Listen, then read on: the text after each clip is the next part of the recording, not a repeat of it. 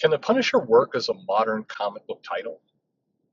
Recently, people have suggested that the Punisher as a comic is one that just no longer fits the time. That the Dirty Harry style vigilante approach is just has no place. And for a writer, it's perilous to write this kind of hero character who is not a hero. Is it time to retire the Punisher? Is the Punisher an idea that's kind of just come to an end?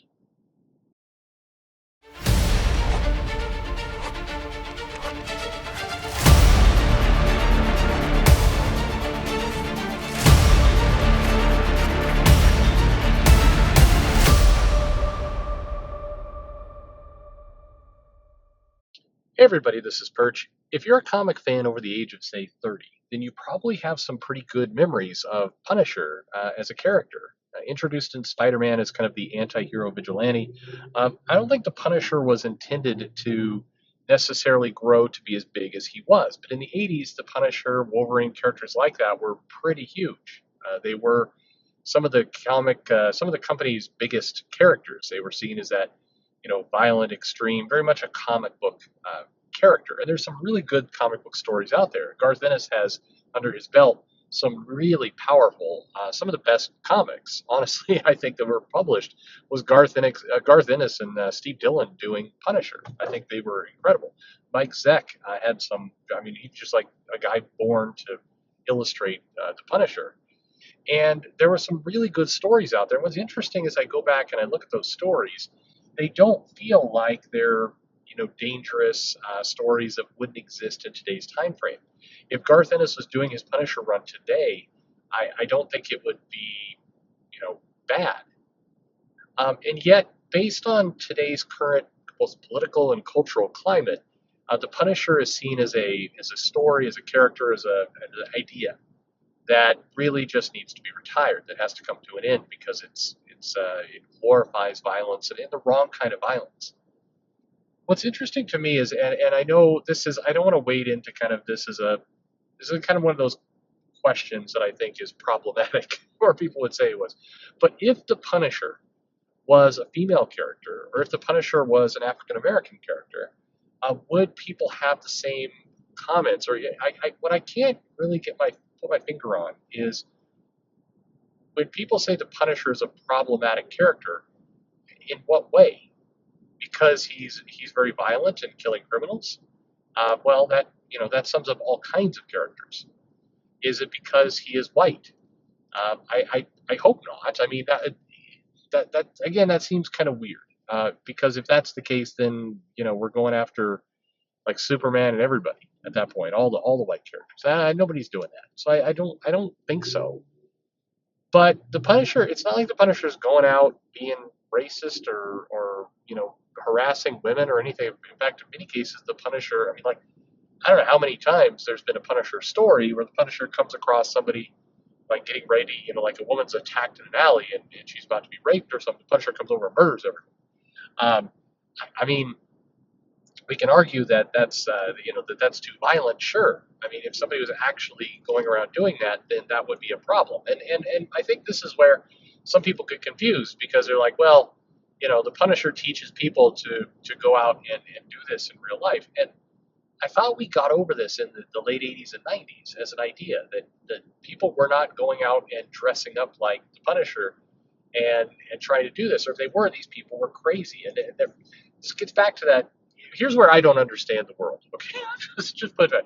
Once upon a time, back in the early '90s, Tipper Gore and I think pretty much the Democrats, many of the Democrats in charge, were pushing this idea of censorship of music and kind of bad influence on kids. And to be fair, it wasn't just the Democrats; for everybody. I mean, like the Republicans were doing it too. Pretty much, it was like old white dudes were against people listening to certain types of music because of bad influence in kids. And if you're like me and it's like, what, 1988, 89, and you found yourself a Two Live Crew album and you got that on cassette, you put it in and you're you don't even have half an idea of some of the things being said on that album, but it's cool because they're sticking it to the man. Anyway, whatever. It nobody like half the audience is like Two Live what? Uh, Trust me, it was a thing back then. But there was this big kind of like, you can't trust politicians because they're trying to censor his music. And Tipper Gore, Al Gore's wife, was really hardcore onto this, and some of this got swept up with Hillary Clinton at the time. But anyway, this is a problem, and the Republicans had kind of staked out a little bit of the freedom of speech thing, and then now and then somewhat and then at one point during the Bush era it seemed to flip where the Democrats were like, no, we need to, people should be free to listen to what they want, and the conservative Republicans were against it, and then here we are today where we're kind of back to like the Punisher as a problematic character. I'm like, I can't keep track. You people, you keep changing who's banning what. But at any rate, I think that the Punisher is what strikes me though is the Punisher as a concept is one that seems to be written really poorly lately. Like, I mean, Rick Remender tried to do his Frankencastle stuff there for a while. It's kind of a crazy concept, kind of reboot the Punisher.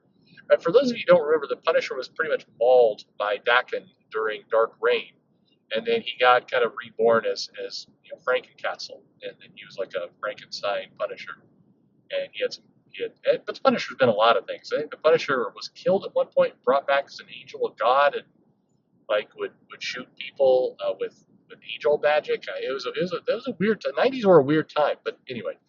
And then we've seen a couple recent attempts. Garth Ennis is doing the Soviet, and I think he's doing a great job. It's a great story.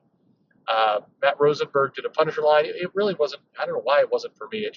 The problem with me, I thought about this because I think Rosenberg,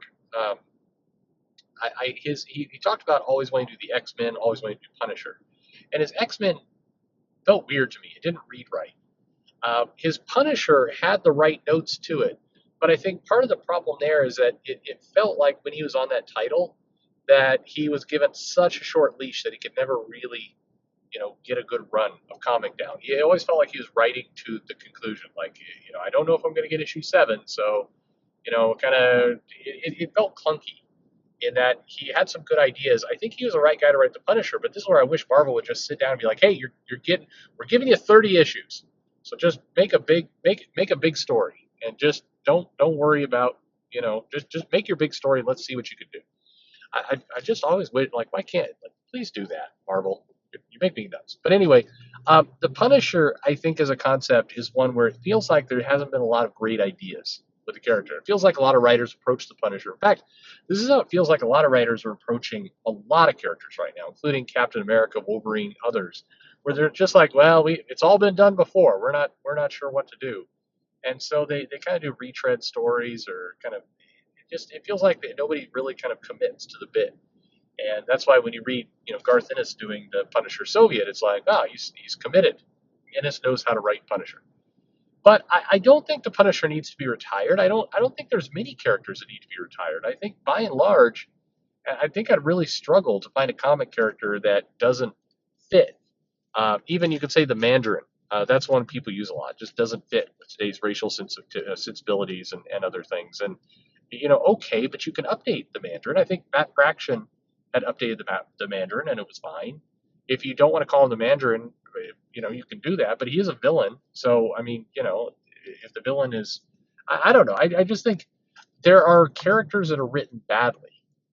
Like, I think that for a while there's an era where a lot of villains were written as kind of, not gay, but gay. They were writing them as kind of mincing kind of gay characters as a stereotype of a gay person, and that was supposed to make you feel creepy and uncomfortable. A lot more in manga. I mean, that's a manga trope right there. But it is, that's bad writing. The characters, I think, are salvageable in almost every case. I don't think you need to retire a character with age. I definitely don't think that's the case with the Punisher. But what about you?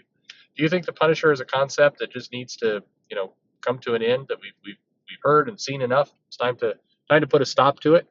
Or do you think that the Punisher just needs a good creative team? And who is that creative team? Anyway, let me know in the comments below. Like, subscribe, follow me on Twitter or Facebook at Comic Perch. But most importantly, most of all, thanks for listening.